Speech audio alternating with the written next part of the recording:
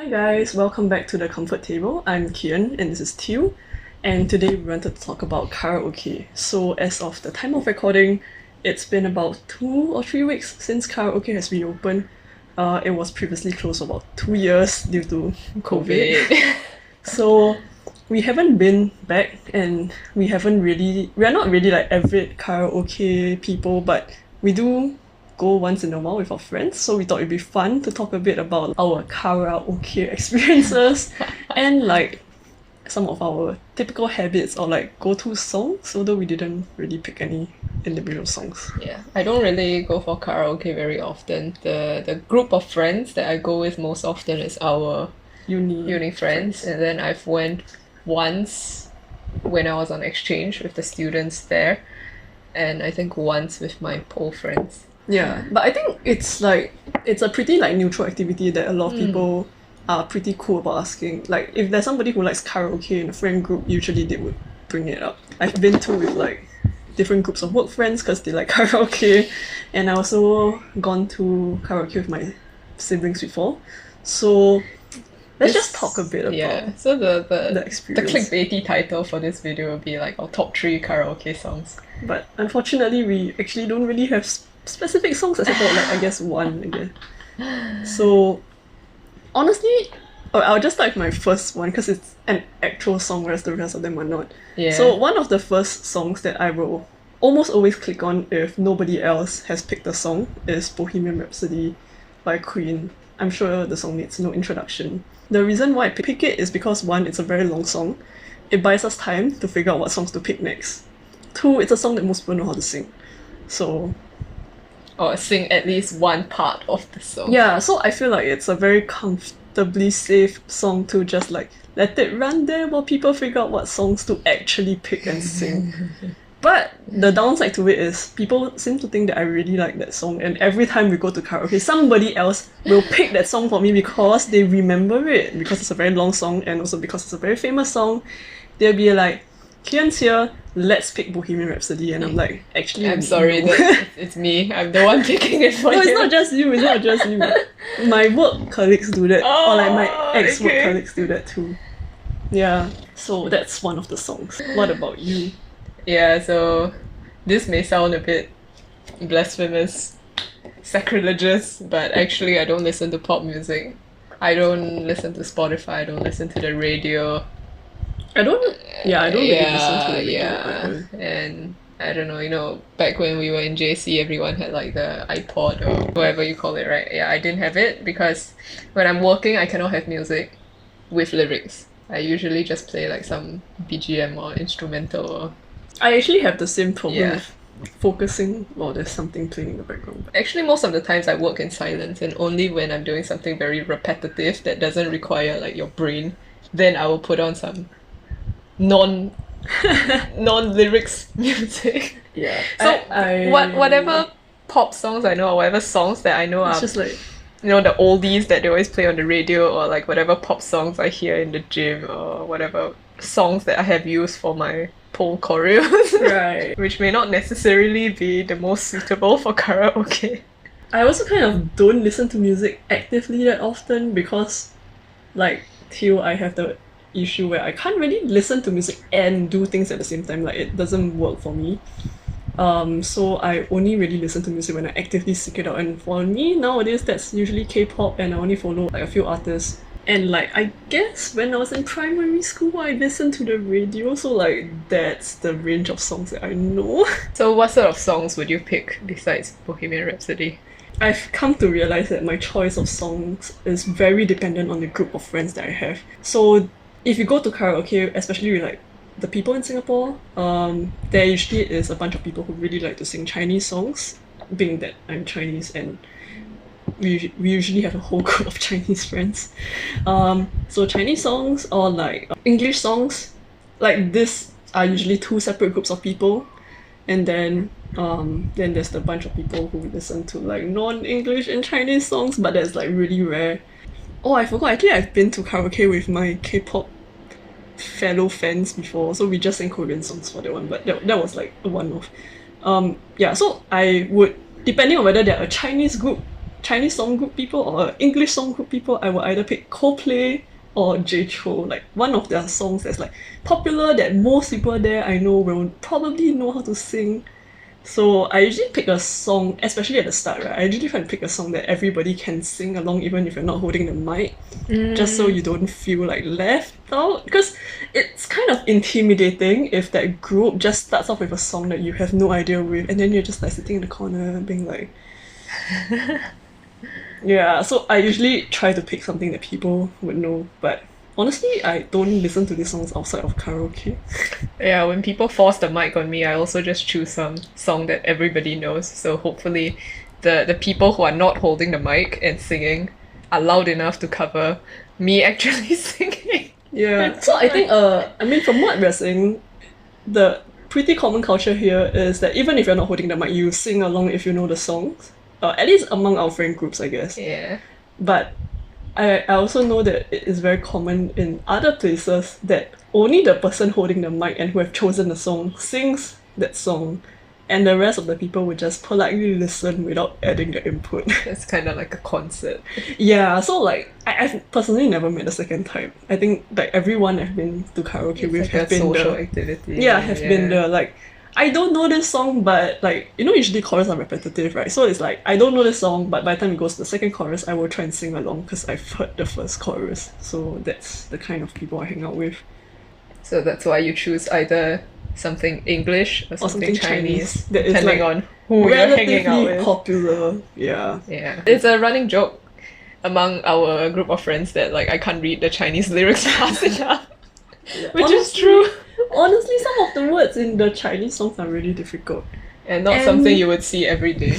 Yeah, and it doesn't help that because there is both Chinese, like the simplified writing, and the traditional writing. In Singapore, we use the simplified writing, right? So not everybody knows how to read the traditional Chinese writing, and a lot of Chinese songs are from like Taiwan and Hong Kong. So A lot of that, the good ones. yeah, so they use traditional Chinese, right? I mean, like the traditional way of writing it. So it's more difficult for us to read, and not everyone knows how to read it because technically that's not what we're taught in school. Yeah, I don't really have that problem because I can't read them anyway.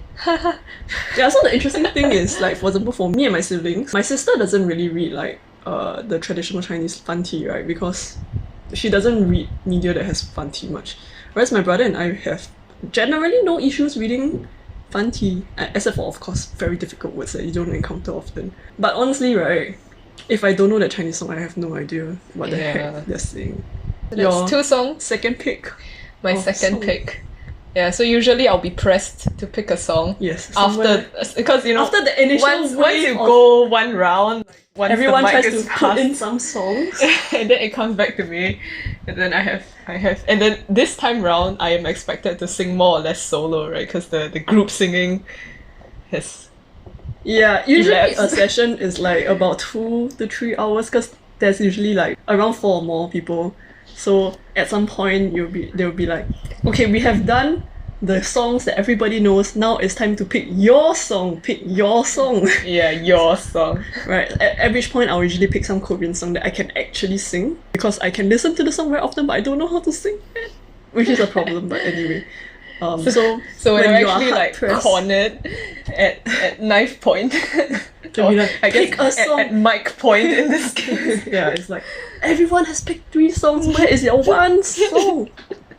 So at this point, At this point, I'll usually pick some Japanese song from an anime that I have watched, either recently or not so recently, because the offerings in Singapore are pretty slim. it's quite hard because like my pick of songs, like at the point when I'm asked to pick like my own song, I try to find Korean songs that I can sing, but the spectrum of songs that I know and songs that I can sing, which are Korean, all of which are Korean songs, and songs which are offered at the karaoke place is very small. And I think it's the same issue for anime songs. So, like I mentioned, I don't listen to pop music. So the only J-pop songs I know are the ones that are used in anime. I can feel a lot of judging stares right now. So one of the songs that I'm sure that karaoke chains usually have is God Knows by Hirano Aya, which is a pretty old song and a bit controversial. But a lot of our friend group remembers this song because the MV has the protagonist of the anime in a bunny girl costume, which is not the easiest song to sing because of the vocal range. But nobody goes to karaoke hoping to get like a hoping to sing well. So in Singapore, the karaoke doesn't, like, the system generally doesn't give you any scores, which I think in Korea is a very common thing. I mean, you can choose to switch it off, but there is a, like, how many points of 100 you have gotten. Are you in time?